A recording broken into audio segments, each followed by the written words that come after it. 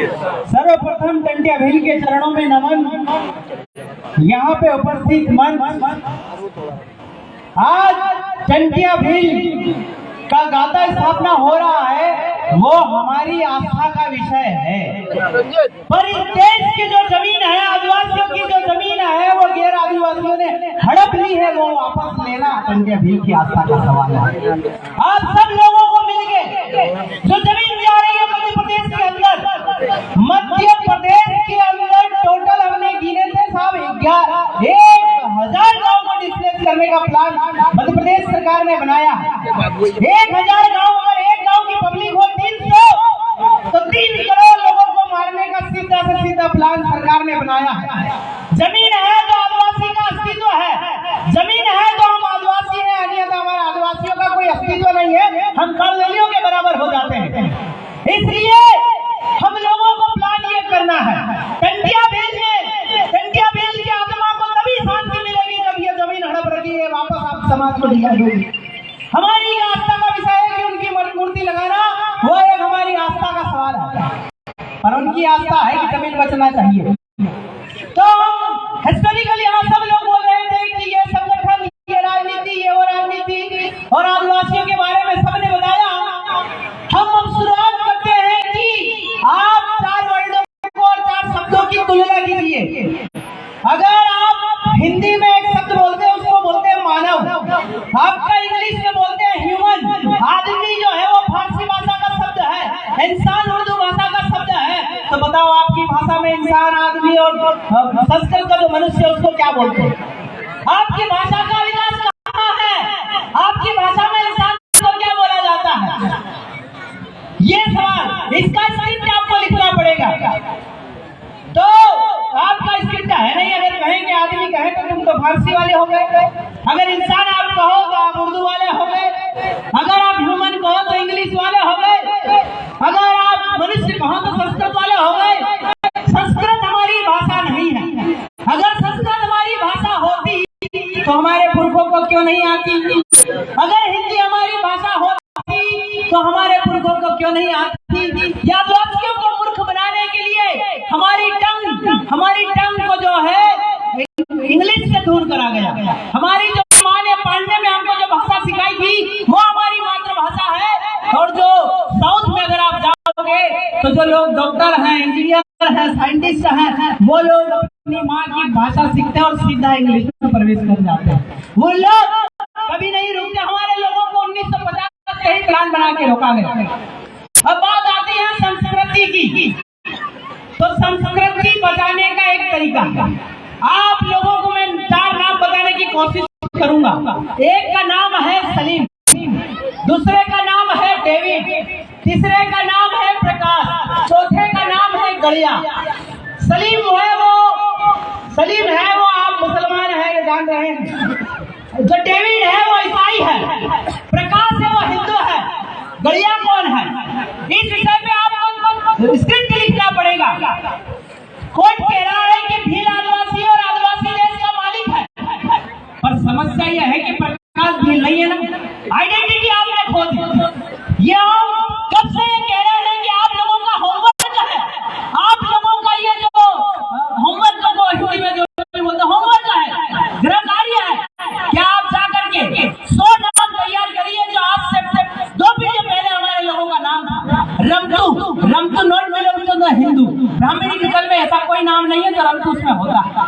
आपका हकरी ऐसा कोई नाम हिंदुओं में नहीं है जो नाम अपने आदिवासियों में थे। तो आप लोगों को 100 नाम ऐसे तैयार करने हैं जिससे हमें नाम रहे आ रहा है, हकरी आ रही है, पता चल जाए देश का मालिक आदिवासी आ रहा है। आप लोगों को ये तैयारी करनी है। और बच्चा आपके किसी के कोख से पैदा हो, किसी के घर में पैदा हो, एक भी नाम जो है शरणार्थियों के मिलता जुलता एक भी नाम आप नहीं रखोगे, इसकी कसम खाइए, अन्यथा आदिवासी बोलने का हक तुम्हें भी नहीं है और हमें भी नहीं है। क्योंकि आपकी आइडेंटिटी को समाप्त 1950 से चल रही है। हड़प्पा का जो था, इन लोगों ने शरणार्थियों ने जो ग्रेट वॉल ऑफ चाइना है, थाईलैंड से लोग आए और तब से उन्होंने ये चाले प्रारंभ कर दिए। आप लोग दिन भर खेत में काम करने को रह गए, वो लोगों ने एसी वाले कमरे में बैठ के आपको मूर्ख बनाने का प्लान बना लिया है। जैसे आपका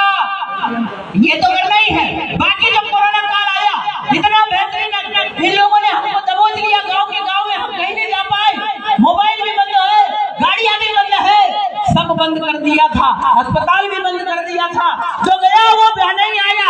हमारे रक्षक दादा गया सुधार आज तक वापस नहीं आए।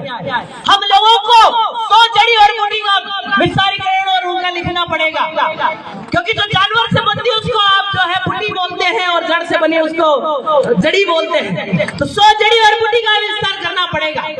आपका जो मुहावरा है, मुहावरे में आप कहें कि पल में है परलय वाला आएगा कब। आपके ये जो गीता विता है हमारे पुरखों ने कब से लिख दी है। हमारे पुरखों ने कहा है कि पल पल ना होती वड़वड़ला साली के राजा जोगी बन गया, जोगी था भी राजा बन गया। ये जो तथाकथित कहावत है, ये कहावत हमारे सदियों तक अगर बच्चे जान ले तो हमारा समाज चल सकता है। ये गीता से बढ़कर शब्द है। हम लोगों ने सेव करके नहीं रखा, हम लोगों ने लिखित में नहीं रखा।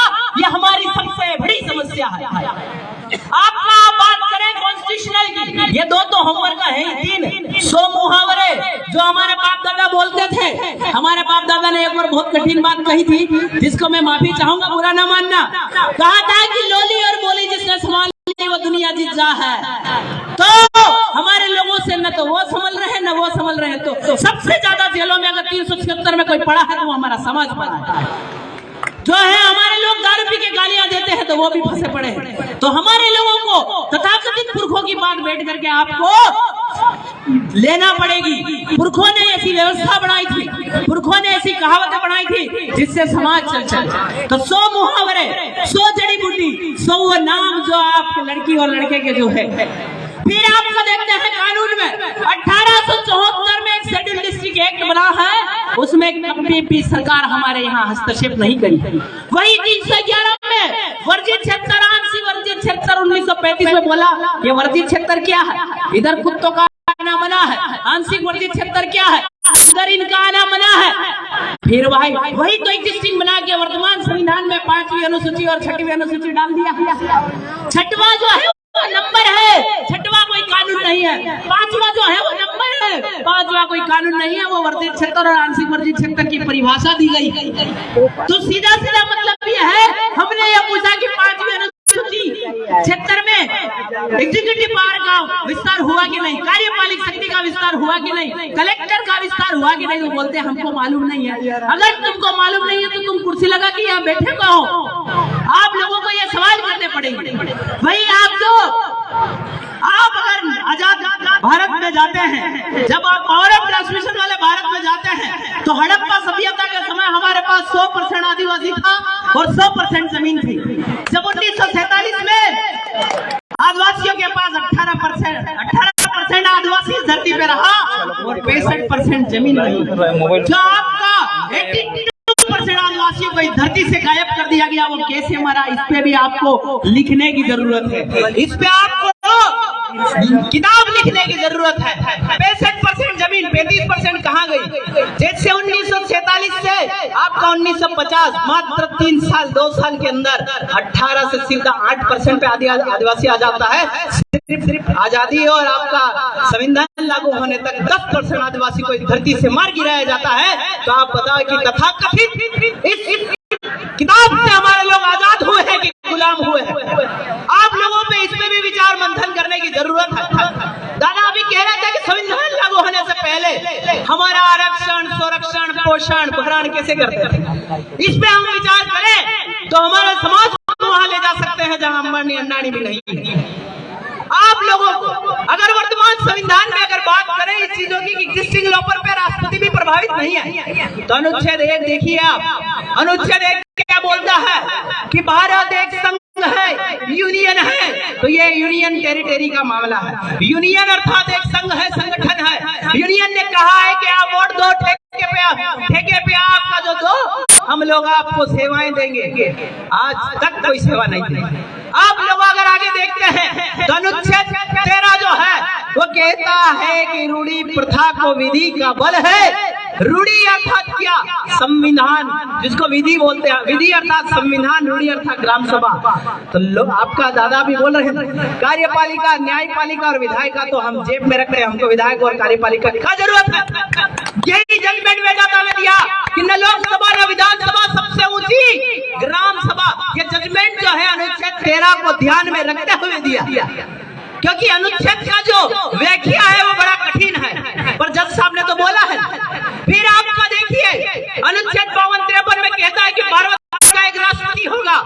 पर का 53(3) का में क्या कहता है? क्या नहीं इस अनुच्छेद की कोई भी बात आपके विद्वान विधि को प्रभावित करने वाली या प्रवर्तन पर प्रभाव डालने वाली नहीं समझी जाएगी तो राष्ट्रपति का एक और जजमेंट इसमें आया, ए मासिक भाषा स्टेट ऑफ झारखंड, क्योंकि ये कहते हैं संविधान की तुम गलत व्याख्या कर रहे हैं, पर जज साहब तो नहीं कर सकते। उन्होंने कहा कि एक बार राष्ट्रपति जी ऑर्डर कर देते हैं कि ये शेड्यूल एरिया, वो फिर वहाँ पे असंवैधानिक हो जाते हैं। ये हमने उस अनुच्छेद 52 की स्क्रिप्ट में जो लिखा है वो आपका जजमेंट के थ्रू हमें पता चला।